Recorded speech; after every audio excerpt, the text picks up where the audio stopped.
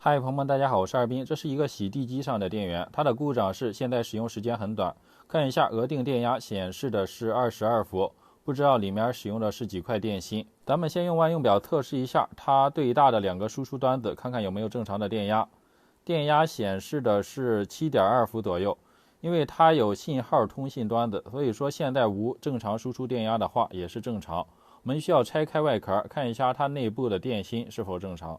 这里缺一个重点，看一下这种电源的内部结构以及它使用何种电芯，怎样进行连接。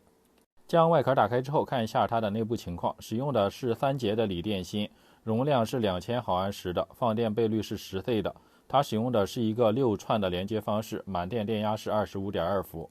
接着我们再测试一下电芯的电压，看看是否正常。总电压显示24伏，这个电压是正常的。用电池内堵测试仪看一下单电芯的内堵值和电压情况。第一块36毫 4.09 伏，第二块显示的是43毫 3.99 伏，第三块36毫 4.06 伏，第四块24毫 4.1 伏，第五块32毫 3.8 伏。很明显，这个电池组它的内堵值相差很大，并且它的压差也比较大，达到了 0.3 伏到 0.4 伏左右。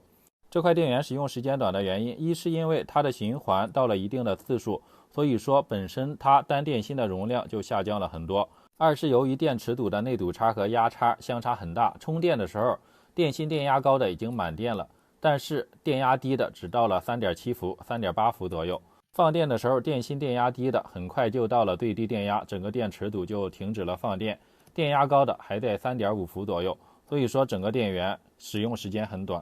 接下来要做的就是给它更换一下新的电池组。更换电池组的时候，首先需要将旧电芯上的连接镍片给依次剪除掉。剪除的时候，由于这些镍片离得很近，所以说一定要避免出现短路的现象。在连接镍片拆除的时候，需要记录一下电芯电极的方向以及它原来的连接方式。如果说记不住的话，需要拍照做一下记录。拆除保护板之后，就能够将这个电池组的支架打开。将旧的电池组打开之后，我们需要找来6颗匹配好容量、内堵值以及电压的新电芯。这里使用的是力神2000毫安时10C 放电倍率的动力电芯。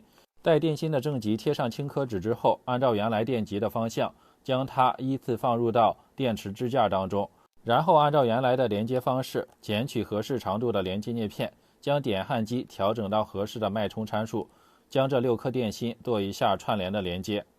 由于这个洗地机它的功率不是很大，所以说使用的连接镍片是 0.15 毫米厚、7毫米宽的镀镍钢片。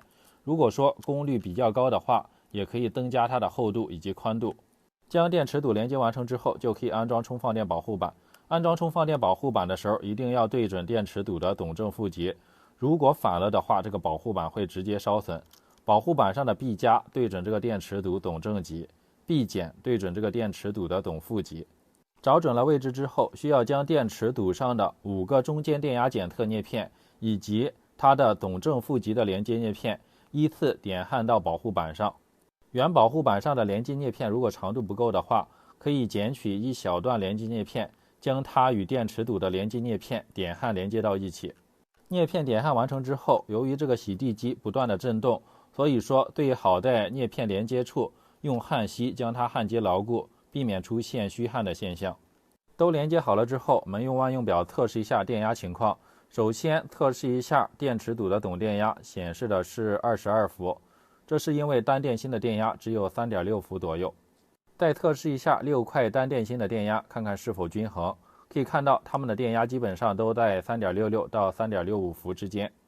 电池组没有问题之后，就可以给它重新组装起来。由于这个保护板上的连接线比较多，在安装的时候避免将它的连接线卡在外壳当中，造成破损的现象，或者说破损之后造成电芯短路的现象。同时看一下各个连接线的焊点处有没有断线的现象，这个充电线的位置就出现断线的现象，如果有的话，给它做一下焊接。安装好了之后，我们看一下它的充电功能是否正常，可以看到充电电流1安左右是正常的。这样的话，这块电源更换电池组就完成了。大家在更换这种锂电源的时候，需要看一下它的保护板是否带有断电锁。如果说有断电锁的话，需要用一个备用电池给它充电。那好的，这期就到这里，朋友们如果什么建议想法，可以多多关注和留言，那么就拜拜喽。